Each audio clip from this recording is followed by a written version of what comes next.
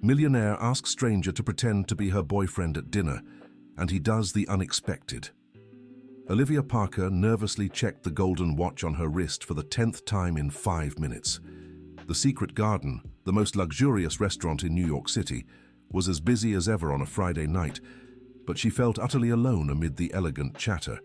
In just a few minutes, her ex-husband Nathan would arrive with Megan, his new wife, 6 months pregnant, to finalize the last details of their asset division. The humiliation of showing up alone yet again was eating Olivia from the inside. "Excuse me," she said, turning to the man dining alone at the next table.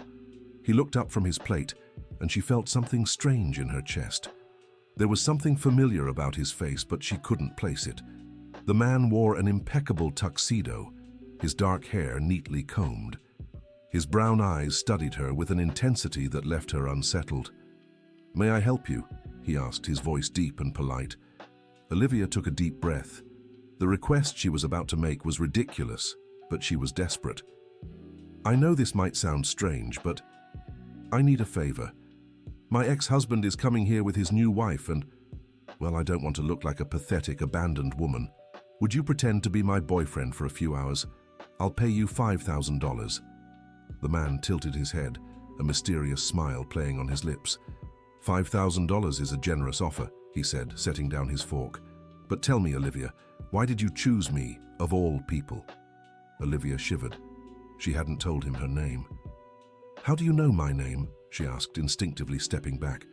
Forgive me, he said, rising gracefully from his chair. I saw your name on the reservation list when I arrived. I'm Ethan Sullivan. The explanation seemed reasonable, but something about the way he said his name, as if he'd spoken it 1,000 times before, unnerved her. Olivia tried to ignore the strange feeling. So, do you accept? She pressed. Ethan extended his hand, and when their fingers touched, Olivia felt an electric current run up her arm. It would be my pleasure to assist a lady in distress, he said, lightly kissing her hand. Olivia's cheeks warmed. It had been so long since a man treated her with such gallantry that she'd almost forgotten how good it felt to be desired. They should be here any minute, she said, sitting at his table. I need you to make this convincing.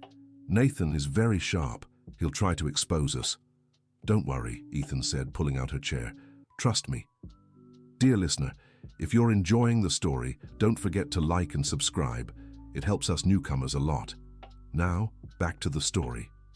No sooner had Ethan finished speaking than Olivia spotted Nathan entering the restaurant. Even after 2 years of divorce, her stomach still twisted at the sight of him. Nathan had always had a way of making her feel small, even when she was the owner of a textile empire worth $500 million. Megan walked beside him, one hand resting on her rounded belly, the other clutching Nathan's arm like an anchor. She was a beautiful woman, 10 years younger than Olivia, with long blonde hair and a smile that seemed permanently glued to her face. They're coming, Olivia whispered to Ethan. Breathe, he said, covering her hand with his. You're the most elegant woman in this restaurant, remember that. The way he said it, with such natural conviction, made Olivia sit up straighter. For a moment, she almost forgot this was all an act. Olivia, Nathan approached the table with Megan in tow. What a surprise to see you here. Even after all this time, Nathan's condescending tone still deeply irritated her. Hi, Nathan, Olivia said, forcing a smile. Megan, you look radiant. Thank you, Megan replied, but her eyes were fixed on Ethan. And who's this? Ethan Sullivan, he said, standing and extending his hand to Nathan. Nice to meet you. Nathan shook Ethan's hand harder than necessary, as he always did when trying to assert dominance. Likewise, Nathan said, though his tone was icy. How did you two meet? Olivia felt panic rise. She hadn't thought of this obvious question. It was in London, Ethan replied without hesitation. At the British Museum. Olivia was admiring the Rosetta Stone when she tripped and nearly fell. I caught her. Olivia looked at him in surprise. She had indeed traveled to London 6 months ago and visited the British Museum, but she'd never told anyone except her assistant. London, Nathan repeated, clearly skeptical. What a coincidence. Olivia has always been a bit clumsy. Actually, Ethan said, pulling out a chair for Olivia to sit again. I think it was fate. From that moment on, I couldn't get Olivia out of my head. A woman so intelligent, successful, and beautiful on top of it all. Any man would be lucky to have her. Olivia felt her face grow warm again. The way Ethan spoke about her sounded so genuine that for a moment she almost believed it was real. Well, Megan said, clearly uncomfortable with the tension, do you mind if we join you? My back is killing me. Of course, Olivia replied, though she'd rather be anywhere else.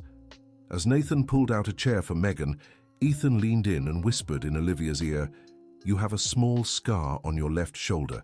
How did you get it? Olivia froze. The scar was almost invisible, the result of a bike accident when she was 8.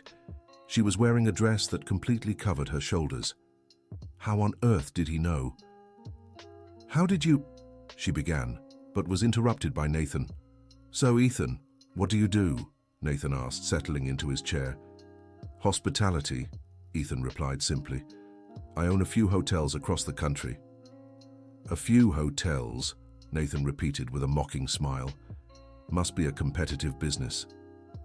It is, Ethan agreed. But when you love what you do, it doesn't feel like work. Just like Olivia with her textile company.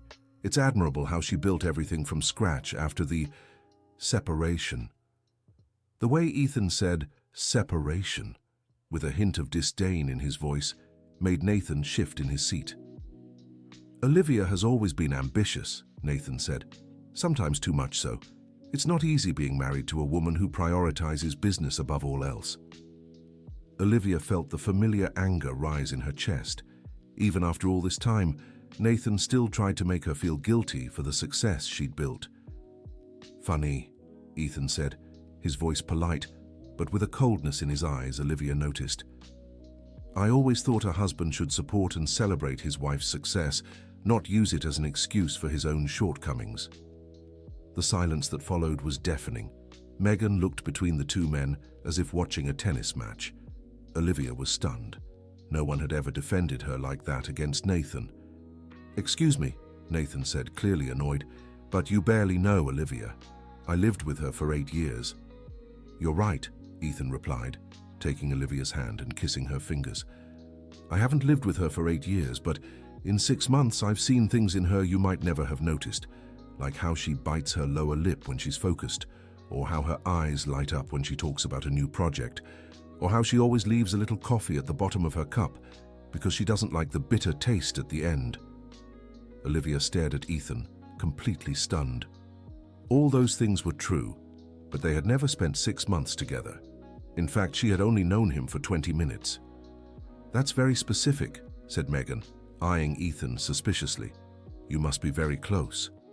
When you meet the right person, Ethan replied, looking directly into Olivia's eyes, you notice every detail. Nathan coughed, clearly uncomfortable with the direction of the conversation.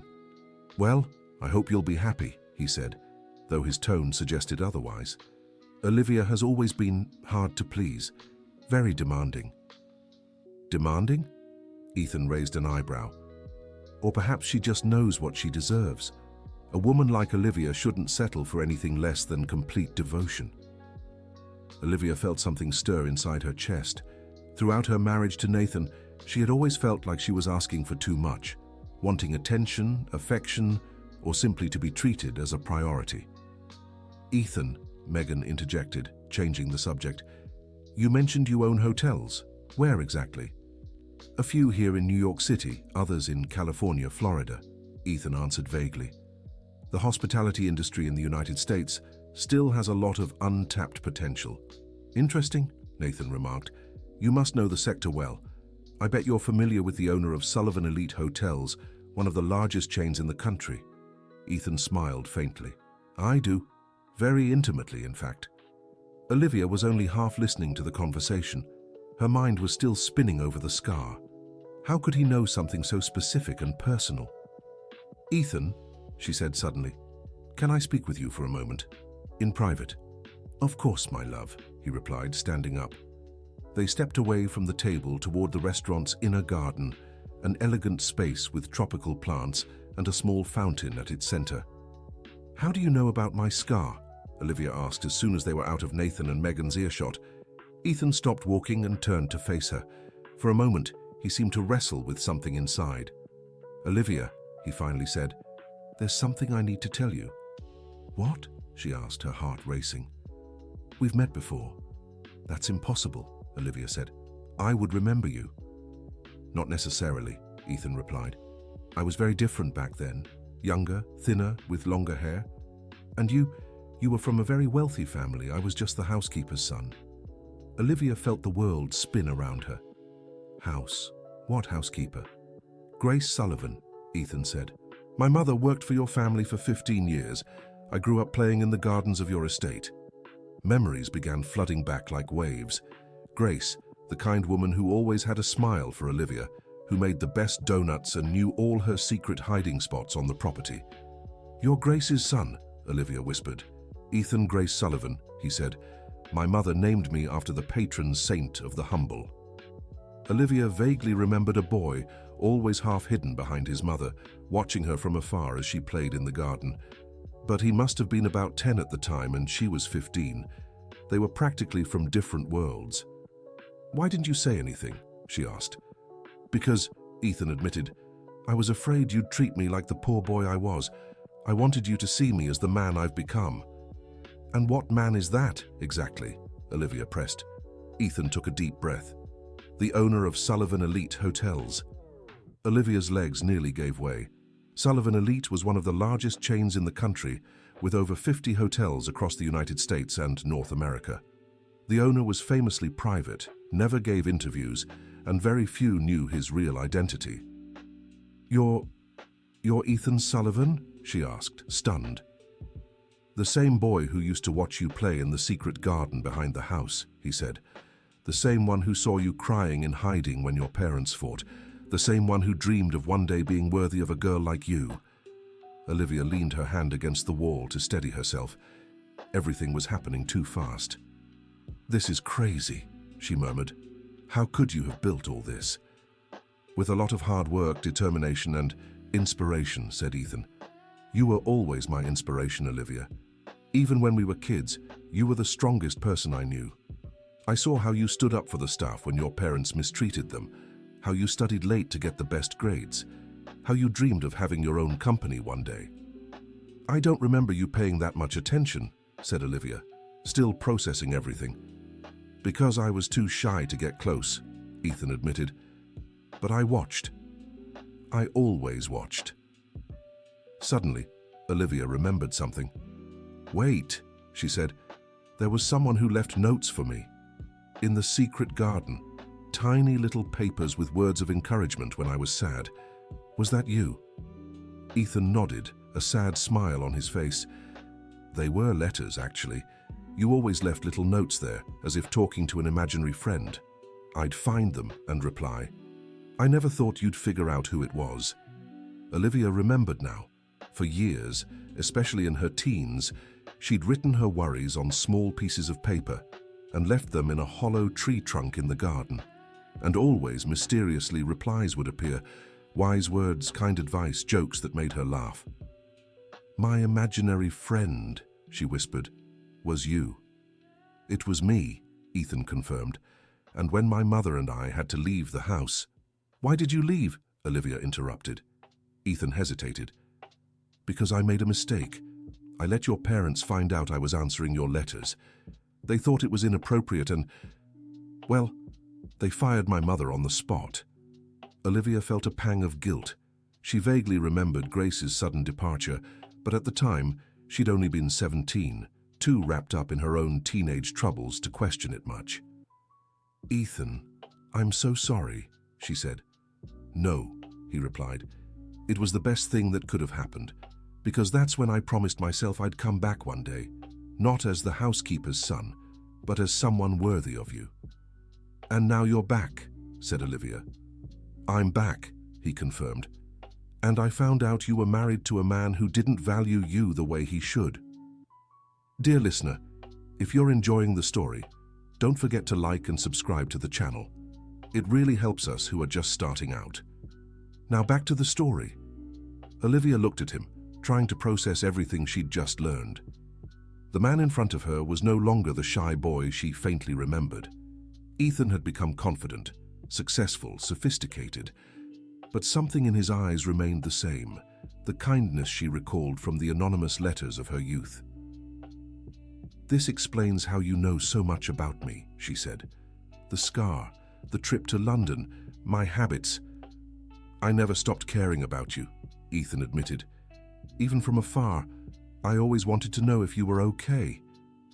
"That's a little creepy, you know," said Olivia, though her voice held no anger, just confusion. "I know," Ethan replied, "and I understand if this makes you uncomfortable. I can leave now if you prefer." Olivia glanced back to where Nathan and Megan were still seated. Nathan was watching them with an expression she knew well, the same one he wore when he was scheming something. "No," she finally said. "Don't go. We still need to finish this charade.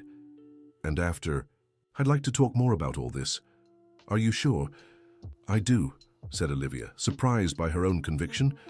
"But promise me one thing, no more lies. If we're going to pretend to be a couple tonight, I want to know exactly who I'm dealing with." "No more lies," promised Ethan. They returned to the table where Nathan was clearly impatient. "Took you long enough," he said. "I thought you'd run off." "We were just admiring the garden," said Ethan, pulling out the chair for Olivia. "It's very beautiful. Reminds me a bit of the garden at the house where Olivia grew up." Nathan narrowed his eyes. "How do you know what Olivia's childhood garden looked like?" "She showed me pictures," Ethan replied without hesitation. "She has a very special connection to that place." "It's true," said Olivia, deciding to play along. "It was always my favorite spot in the house."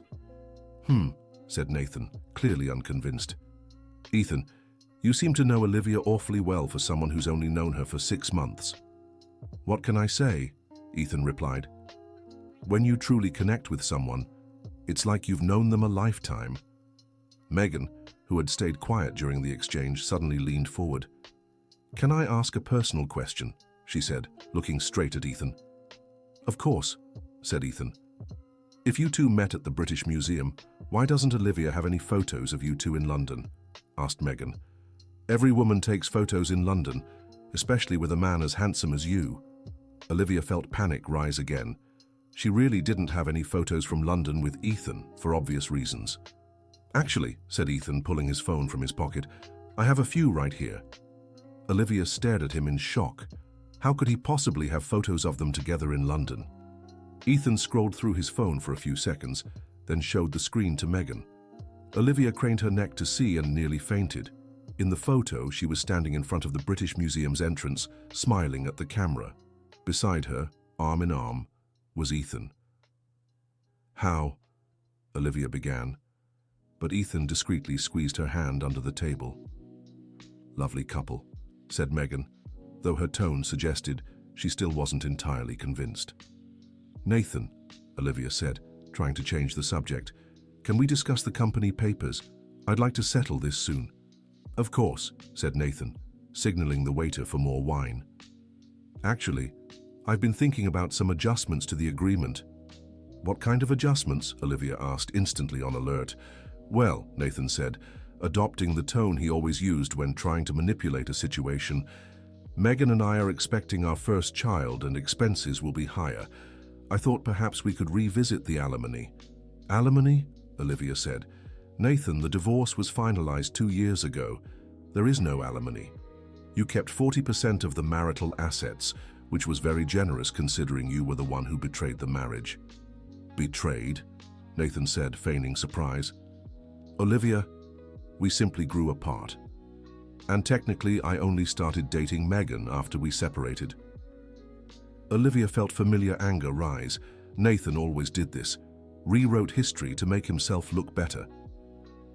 "Nathan," Ethan said, his voice calm but with an authority that made everyone at the table pay attention. "You know divorce laws in the United States, right?" "Of course," Nathan said, clearly annoyed by Ethan's interference.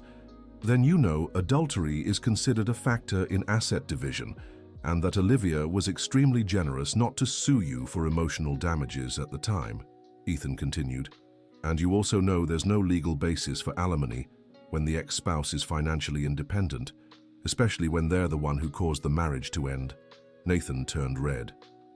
"Listen here," he said. "You may know about hotels, but I don't know what authority you have to speak about other people's marriages." "The authority of someone who genuinely cares about Olivia and doesn't want to see her being manipulated," Ethan replied. "Something you apparently never knew how to do right." "How dare you!" Nathan exploded, raising his voice. Several people at nearby tables turned to look. Megan tugged at Nathan's arm. "Nathan, please," she said, "we're in public." "No," Nathan said, ignoring his wife. "This guy shows up out of nowhere, claims to have known Olivia for 6 months, yet he knows intimate details about her life, our home, our marriage. Something isn't right here." Ethan leaned back in his chair, completely calm in the face of Nathan's outburst. "You're right," he said. "Something isn't right.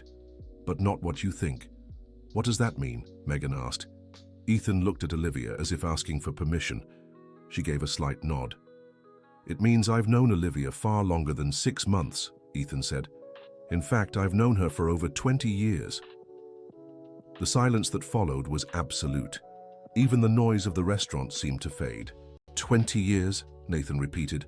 "That's impossible. Olivia, you told me you never had a serious relationship before me." "And I didn't," Olivia said quickly. "Ethan and our situation is complicated." "Complicated how?" Megan pressed. Ethan took a deep breath. "I grew up in Olivia's family home. My mother was the housekeeper for the Parkers." Nathan blinked several times, as if trying to process the information. "You were an employee?" he asked, barely hiding his disdain. "The son of a housekeeper," Ethan corrected. "And now I own one of the largest hotel chains in the country. Funny how life turns out, isn't it?" "Sullivan Elite," Megan whispered. "You're really the owner of Sullivan Elite?" "I am," Ethan confirmed. Nathan paled. Olivia knew he was mentally calculating Ethan's net worth. The Sullivan Elite chain was easily worth over $500 million. "But that doesn't make sense," Nathan said, clearly shaken. "If you've known each other for so long, why did I never hear about him, Olivia?" "Because," Olivia said, "I was a spoiled teenager who barely noticed the household staff. And when Ethan and his mother left, I was so wrapped up in my own problems I didn't even question it." "Why did you leave?" Megan asked Ethan. "Because I made the mistake of falling for someone far above my social standing," Ethan replied, looking directly at Olivia. Olivia felt her heart race. Throughout the conversation, she had assumed Ethan's interest in her was more nostalgic than romantic. But the way he was looking at her now left no doubt. "And now?" Nathan demanded. "Now that you have money, you thought you could come back and claim your prize?" The question was like a slap. Olivia saw Ethan stiffen in his chair. "Nathan," she said, her voice dangerously low. "Stop right now." "No, Olivia," Nathan said, clearly losing control. "Don't you see, this guy set a trap. He sought you out on purpose. He's probably been after your money from the start."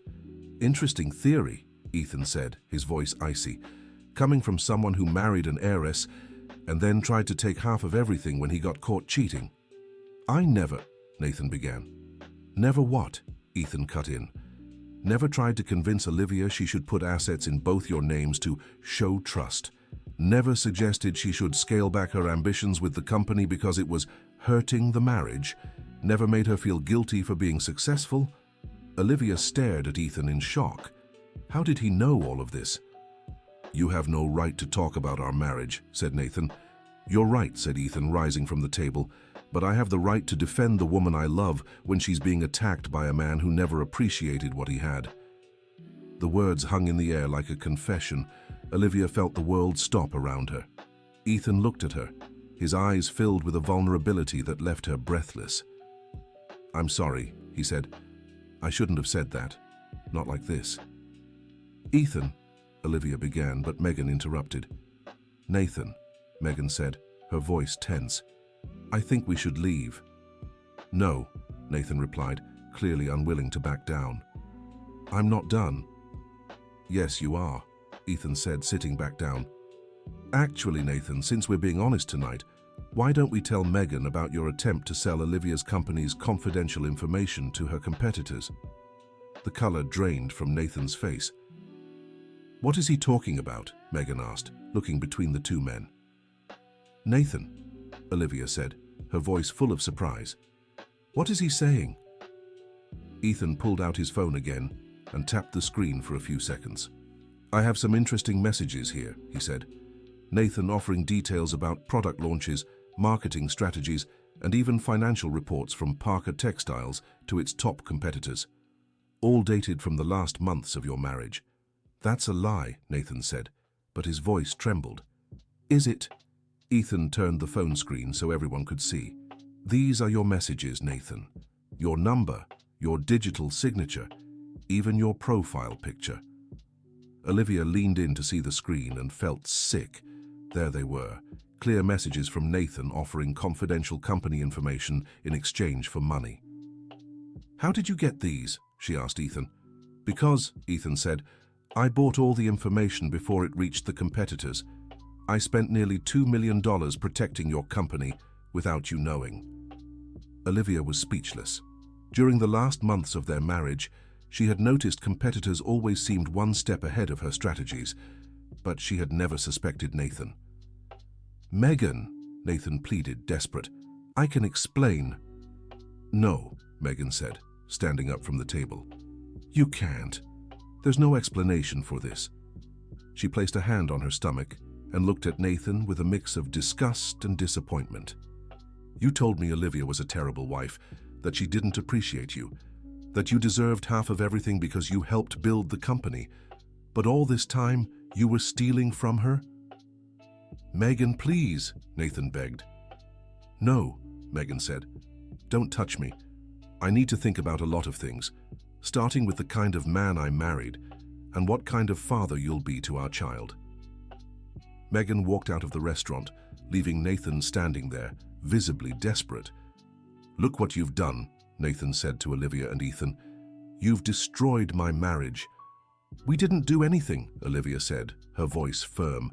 You did this to yourself when you decided to betray me in every possible way. Nathan looked around, realizing several people were watching the scene. He threw his napkin on the table. This isn't over, he said to Ethan. I'll figure out what game you're playing. There's no game, Nathan, Ethan said. Just a man who's always loved a woman and finally had the courage to fight for her. Nathan stormed out, leaving Olivia and Ethan alone at the table. Olivia stayed silent for a long moment, trying to process everything that had happened. You saved my company, she finally said. I did, Ethan confirmed. Why didn't you tell me? Because you were going through a difficult divorce and I didn't want to add more stress to your life, explained Ethan. And because I was afraid you'd think I was trying to buy your attention. Were you? Asked Olivia. Ethan looked her in the eyes. No, he said. I was trying to protect the woman I love, even if she'd never love me back. Olivia felt tears welling up. It was all too much to process in one night. Ethan, she said, I need time to understand all of this. I know, he replied, and I'll respect that. But before you decide anything, there's something I need to show you. What? Ethan stood and reached out his hand to her. Trust me. Olivia looked at his outstretched hand. Every logical thought told her to go home, process everything she'd just learned, and make a rational decision. But something deeper, something she'd buried long ago, made her take his hand. I trust you, she said. Dear listener, if you're enjoying the story, don't forget to like and especially subscribe to the channel. It helps us so much as we're just starting out. Now, back to the story. Ethan led her through the restaurant, down a hallway she'd never noticed before. They climbed an elegant staircase until they reached a dark wooden door with gold detailing. Where are we going? Asked Olivia. Someplace special, Ethan said, opening the door. Olivia stepped inside and gasped. It was a private terrace on the restaurant's top floor, but that wasn't what took her breath away. The terrace had been transformed into an exact replica of the secret garden from her childhood. There was the same ancient tree with the hollow trunk, where she used to leave her letters, the same stone benches where she'd sit and read, even the same flowers her mother had planted decades ago. How? She whispered. It took me 3 years to recreate everything perfectly, Ethan said. I hired a landscape architect, sourced the same plant varieties, even had the fountain custom-made to match the original. Olivia walked slowly through the garden, touching the plants, feeling the texture of the tree bark. It was like stepping back in time. "Why did you do this?" she asked. "Because that garden was where we first connected," Ethan said. "Where you trusted me with your fears, your dreams, your hopes. It was the most important place in my life." Olivia sat on the stone bench, the same one she used to sit on as a teenager. Ethan sat beside her, keeping a respectful distance. "You really did all this for me." "I did," he admitted. "The restaurant, the garden, even choosing to build my company in New York City. Everything was planned for the day I'd finally have the courage to step back into your life." "But why now?" Olivia asked. "Why wait so long?" Ethan was silent for a moment, as if wrestling with something inside. "Because," he finally said, "when you married Nathan, I realized I'd missed my chance. So I decided to keep my distance and just watch over you from afar." "Watch over me how?" "In many ways," Ethan said. "The information Nathan tried to sell was just one example. I also helped when your company struggled with suppliers 3 years ago. And when you faced that unfair lawsuit that could have cost millions." Olivia stared at him in disbelief. "You were involved in all of that?" "Always anonymously," Ethan said. "Through intermediaries, lawyers, consultants. You never knew it was me."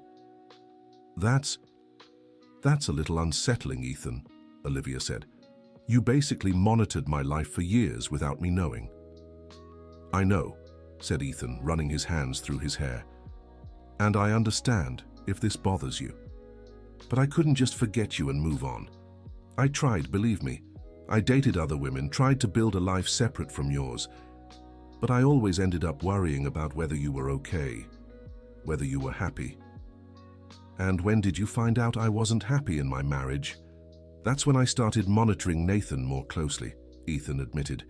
"And that's when I discovered what kind of man he really was." Olivia stood up and walked to the tree. She placed her hand in the hollow of the trunk, remembering all the secrets she had entrusted to that place. "Do you still have the letters?" she asked. "I do," said Ethan. "All of them except one." "Which one?" "The last one you wrote before I left," Ethan said. "That one I gave back to you." Olivia remembered.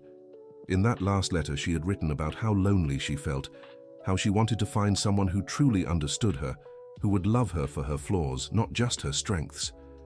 "Do you remember what you wrote?" Ethan asked, stepping closer to her. "I do," Olivia whispered. "I kept that letter with me for 20 years, Ethan said. "And whenever I thought about giving up on you, about trying to move on, I'd read it again and remember the girl who wrote those words. The strong yet vulnerable woman I fell in love with." Olivia felt tears streaming down her face. "Ethan," she said, "I don't know if I can handle all of this. It's too much at once." "I know," he said, "and I don't expect you to make any decisions tonight. I just wanted you to know the truth. All of it." "Is there more?" Olivia asked. Ethan hesitated. "There is," he finally said. "What?"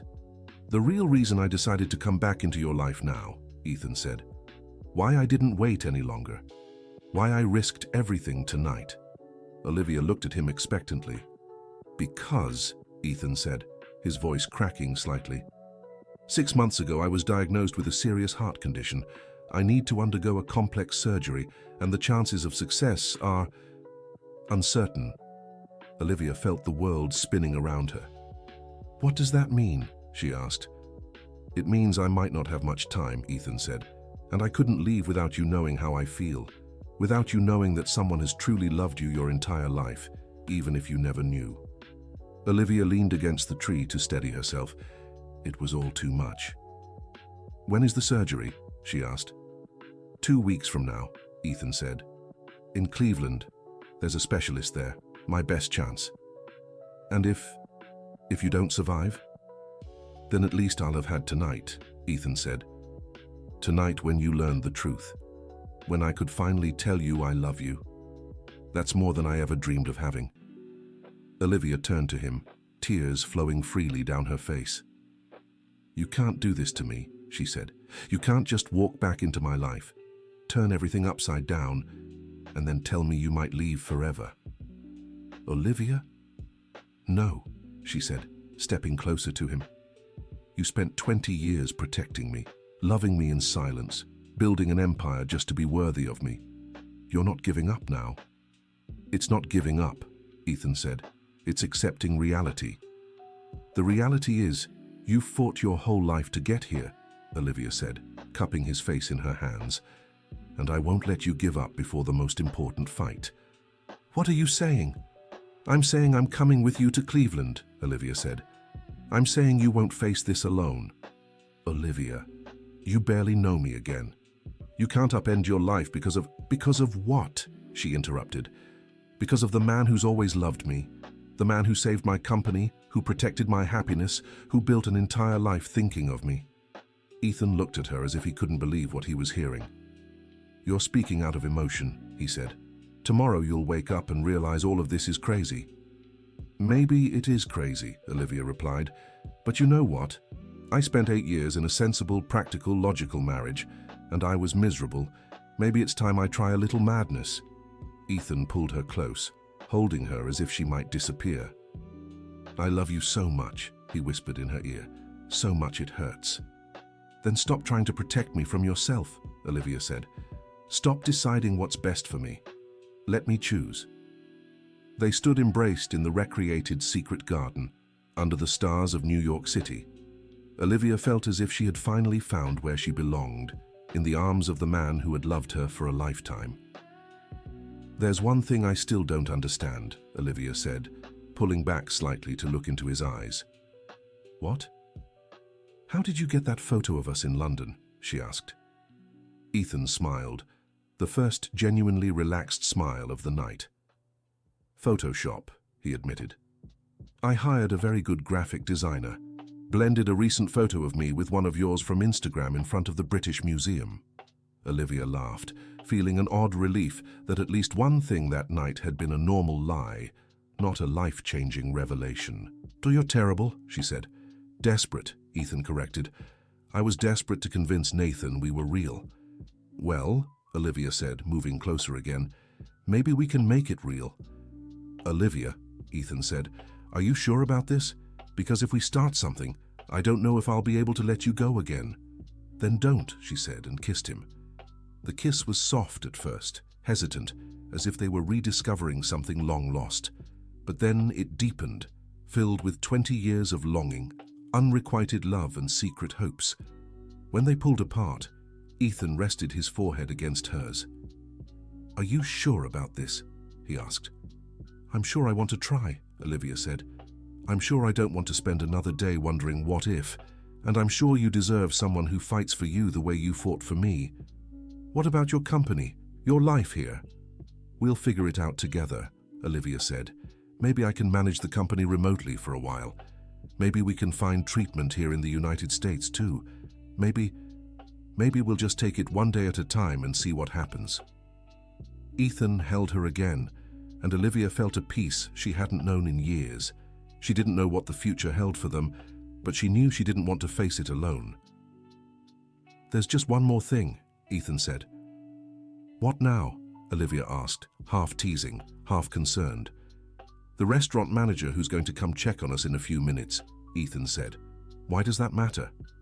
"Because," Ethan said with a mischievous smile, "I bought this restaurant 6 months ago, and this is where you've had dinner alone every Friday for the past 2 years. Olivia stared at him in disbelief. "You bought the entire restaurant just to have a chance to run into me?" "I did," Ethan admitted, "and I made sure you were seated at the table next to mine every Friday. I waited 6 months for you to finally notice I was there." "But I never did," Olivia said. "I know," Ethan replied. "You were always so absorbed in work, or books, or just lost in thought. You never looked up from your plate. So when Nathan arranged dinner tonight, it was the first time you really looked around the restaurant," Ethan finished. "The first time you saw me." Olivia shook her head, laughing. "You're completely insane," she said.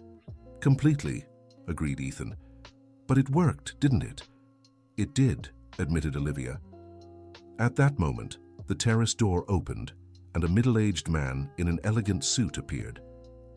"Mr. Sullivan," he said, "I apologize for interrupting, but I wanted to confirm if you needed anything else tonight." "We're fine, Mr. Wilson," said Ethan. "In fact, I think we're perfect." Olivia glanced between the two men and suddenly understood another piece of the puzzle. "You briefed the entire restaurant staff about me, didn't you?" she asked Ethan. "Possibly," he replied. "Mr. Sullivan," Mr. Wilson said, "if I may, it was a pleasure to see Mrs. Parker finally smile for real. In 2 years, I've never seen her this happy." Olivia felt her face grow warm. The idea that the restaurant staff had been instructed to observe her was both touching and a little embarrassing. "Thank you, Mr. Wilson," she said. "You're welcome, ma'am. And congratulations to you both," the manager replied before leaving. "So," Olivia said when they were alone again, "you really thought of everything, didn't you?" "I thought of everything except the real possibility that you might love me back," Ethan admitted. "Well," Olivia said, "maybe it's time you started considering that possibility." They kissed again, this time with less urgency and more certainty.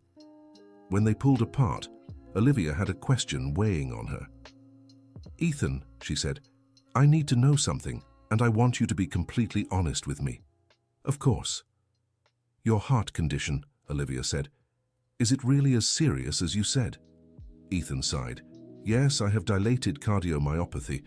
My heart is enlarged and weakened. Without surgery, I might have a year left. With surgery, the odds improve significantly, but there are still risks. And you didn't tell me this to manipulate me emotionally."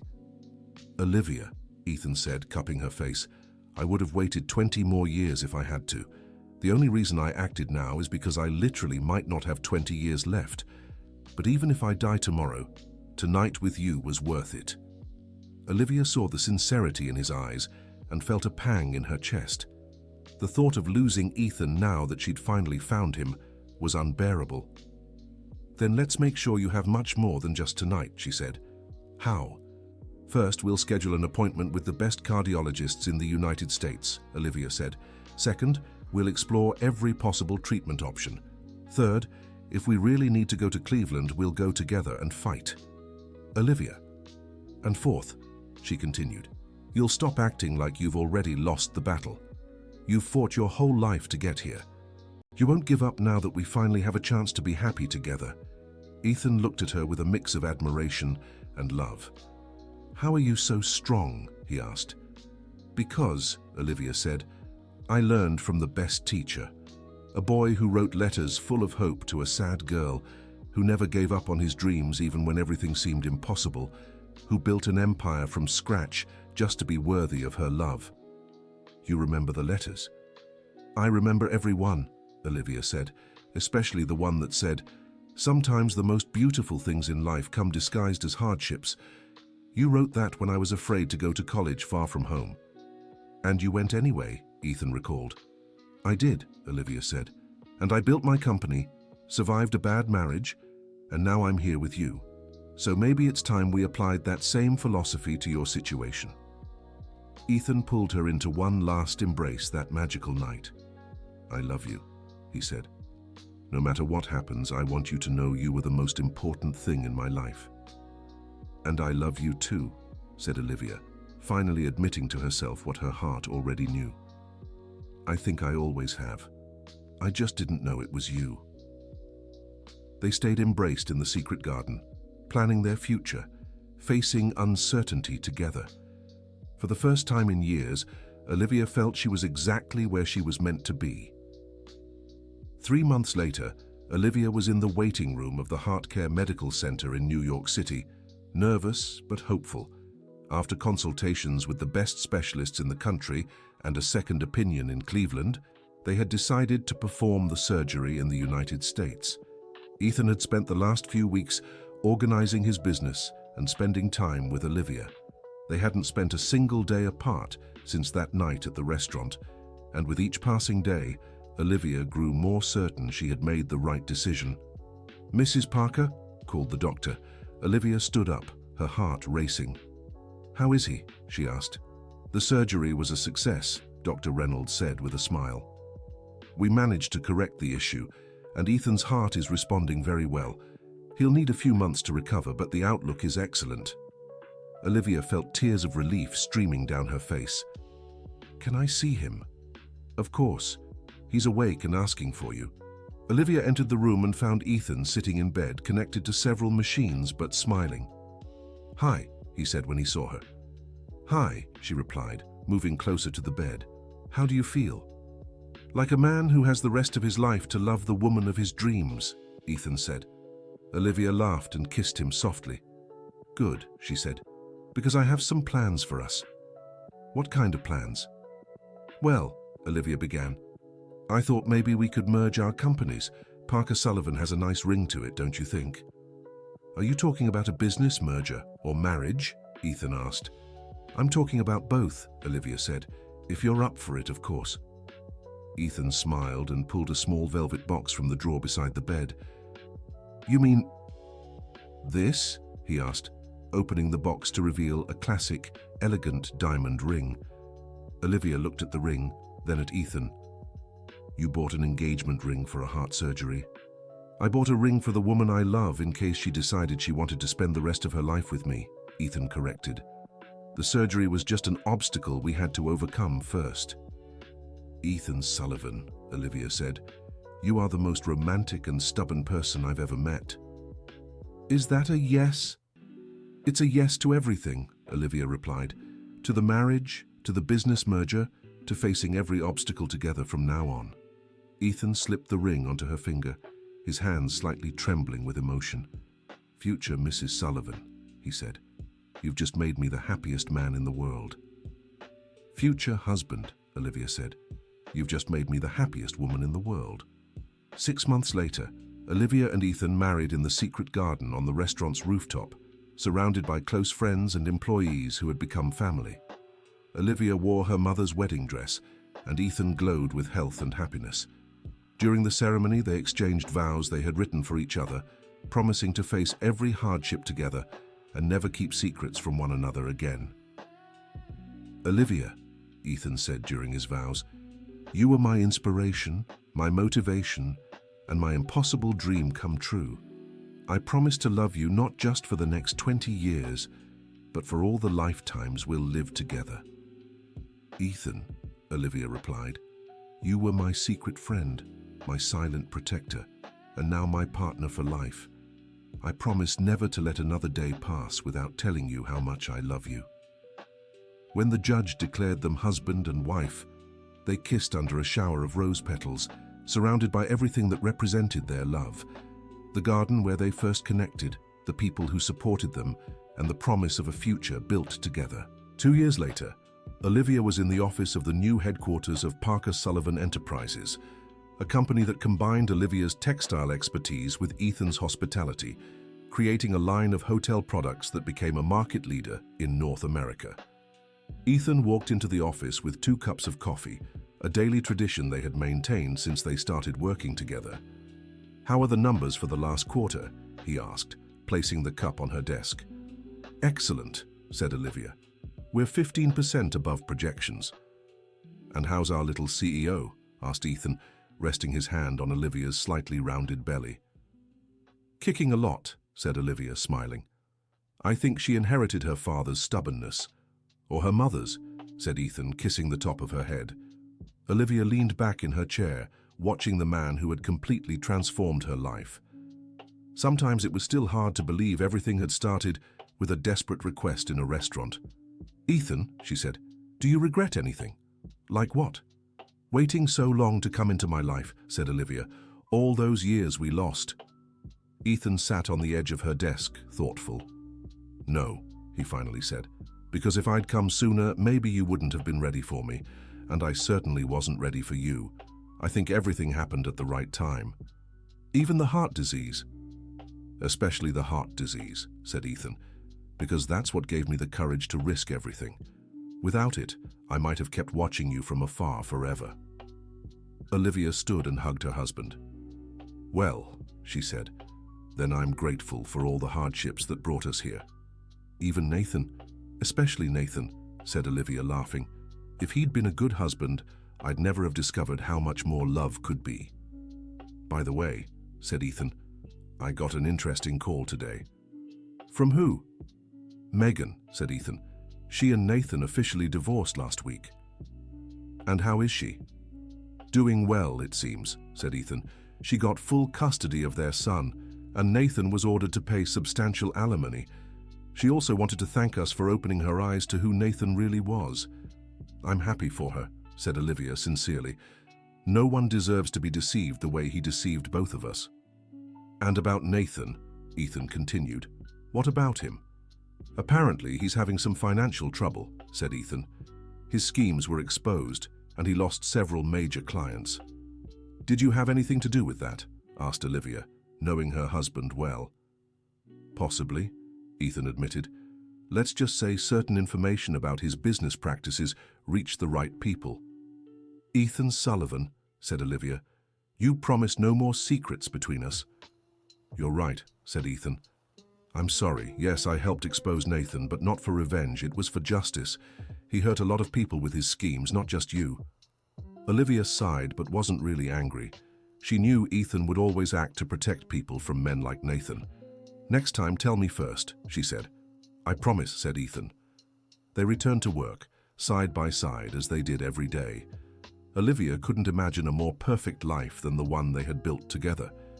That evening, they dined in the secret garden on their terrace, a weekly tradition they kept. Olivia was reading reports while Ethan checked emails on his phone.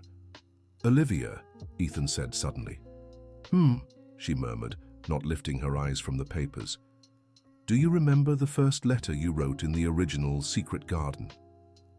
Olivia stopped reading and looked at him. I do, she said. Why? Because you wrote that you wanted to find someone who loved you exactly as you are, flaws and all, Ethan said. Someone who made you feel whole. And I was thinking, Ethan continued, that maybe that letter was a prophecy, not just a wish. Olivia smiled, setting the papers aside. You think destiny brought us together? I think two people who loved each other in silence for 20 years were meant to find their way, Ethan said. And I believe everything we went through, all the hardships, were necessary to make us the people we are today.